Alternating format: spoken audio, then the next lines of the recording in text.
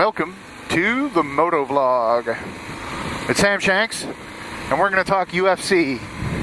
And boy, do we got a good one coming this weekend. Can't wait. Main event, John Bones Jones versus Alexander Gustafsson.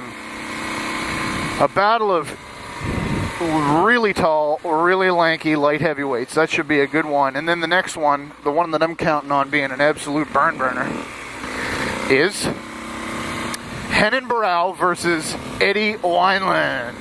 That should be a good one.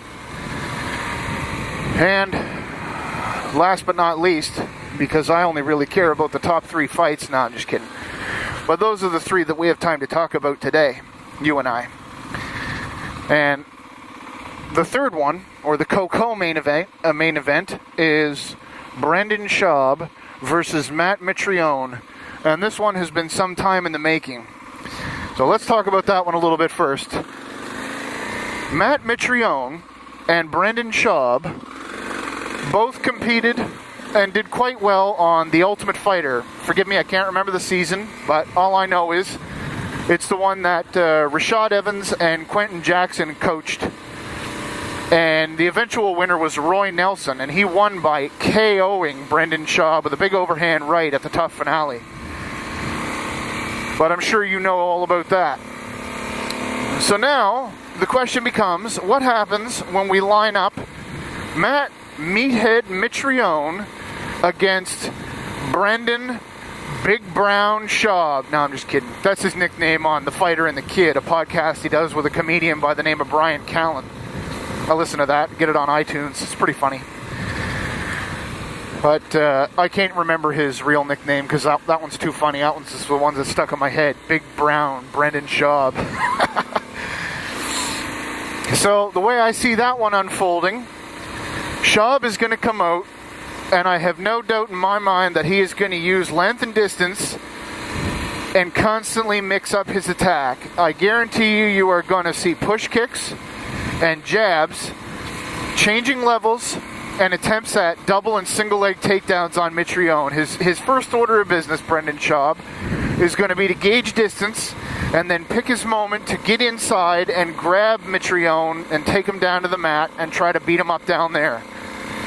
And on the flip side, we all know what Mitrione does. He walks forward like a zombie, hands down around his belly button, and just tries to swing for the fences. He tries to get you with a little one, and then he tries to knock you out of the park with a big clean-up home run. And I can guarantee you, between you and I, it will not work. It just won't.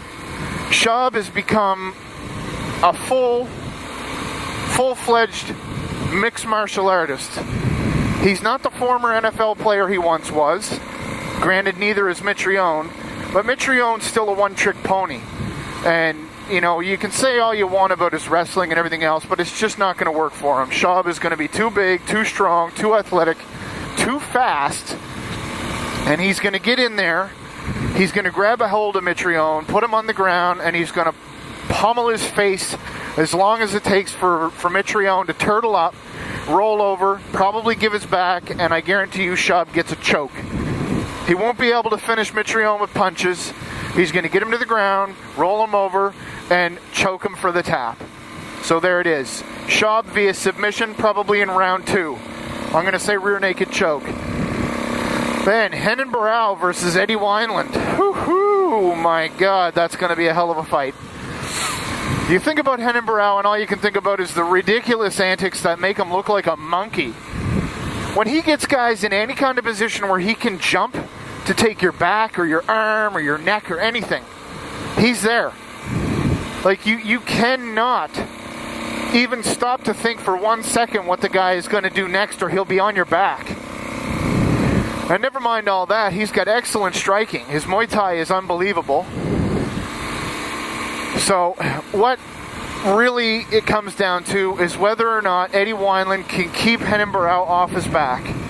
That's going to be kind of a funny trend for this fight card in my mind, because what's going to end up happening, those two fights are both, it's going to be Mitrione versus Schaub is going to be Mitrione trying to keep Schaub from pulling him to the ground and taking his back.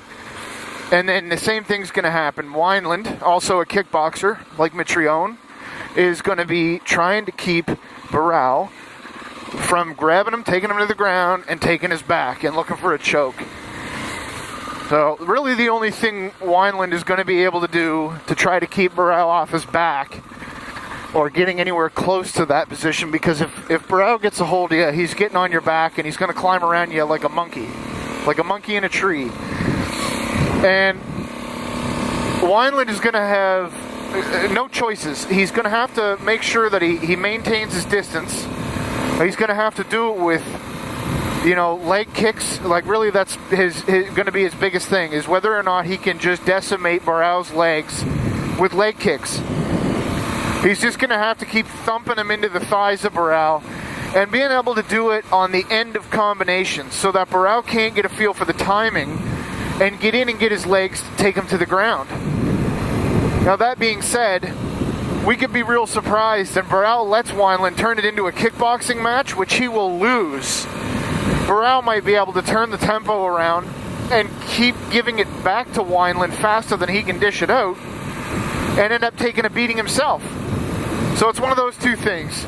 If Barao can't get Wineland to the ground, he's going to beat him at his own game with the kickboxing. I have no doubt. If Barao can get him to the ground, which I think is the stronger likelihood, what we're going to end up seeing are the two of them rolling around for a couple of minutes, and then it's just a matter of time. We're going to see Barao get squirrely, Wineland trying to scramble to get back to his feet, and Barao is going to jump to his back like a monkey jumping from tree to tree and get the choke. The end. That's the only way I can see this unfolding. And now we want to talk main event. This is the main event of the evening. Oh, they can hear me. I'm talking to myself riding a motorcycle. Oh, it's too funny. Oh my God. Anyway, so the main event, as you know, is Jon Jones versus Alexander Gustafsson. It's sad to say, but as long as Jon Jones stays at light heavyweight and shows up without too serious an injury, his head in the right place, a game plan on the table, he can't lose.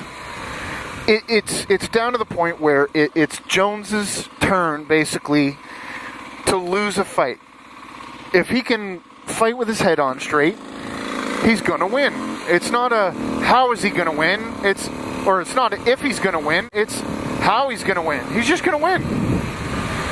By the way I see this working out, Gustafsson's really only got a couple of choices. And really the main one is going to be to try to knock Jones's head off. And the only way he's going to be able to do that is with superior footwork.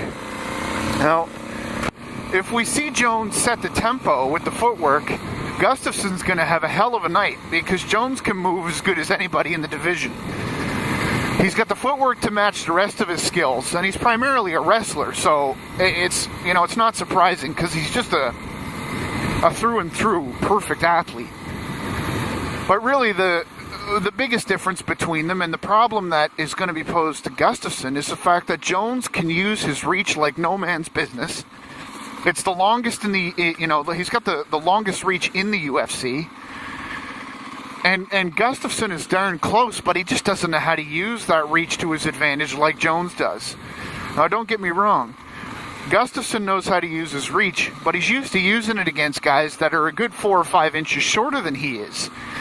You put a guy in there that's got the same height and even longer reach, it's going to be a nightmare. So, at the end of the day, Gustafsson's got one option. And what that means is he's going to have to take it to dish it out. He is going to have to take some serious punishment to be able to land anything with any kind of power on the chin of Jones. And the way that I see him doing it is trying to time Jones early by letting Jones sort of work around him and reluctantly, I guarantee you he's going to have to wait and see what the takedowns are going to look like, because they're going to come. But beyond that, it's going to be a matter of timing so that Gustafsson can time Jones coming in and try and blast him with something of his own while Jones is coming at him. It's going to be basically a collision, and Gustafsson's going to have to hope that his knuckles land on Jones's chin over and over and over until it just can't happen again and Jones goes down. The alternative is simple. What we're going to see, and this is my call, what I think we're going to see is John Jones real early on look for fast and furious takedowns. He's going to be keeping an eye out for the knees of Alexander Gustafsson, which probably won't be that big a deal because Jones is so quick. And he's going to wrap his arms around Gustafsson's waist, try to turn around to his back, and we're going to see some suplexes. And the reason I say that is because I don't think there's any other way that Jones is going to be able to get Gustafsson to the ground. Usually he can use a real explosive double where he more or less jumps and lifts them both off the ground at the same time. But in all likelihood, I don't think that's going to work because Gustafsson is the same height. So that explosiveness to lift his opponent off the ground isn't going to work when Gustafsson has his feet planted still, when Jones is at his, completely extended with his legs.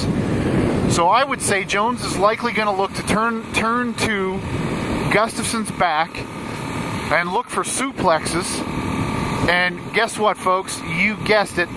Rear naked choke. Now, if that's not hilarious, but here it is.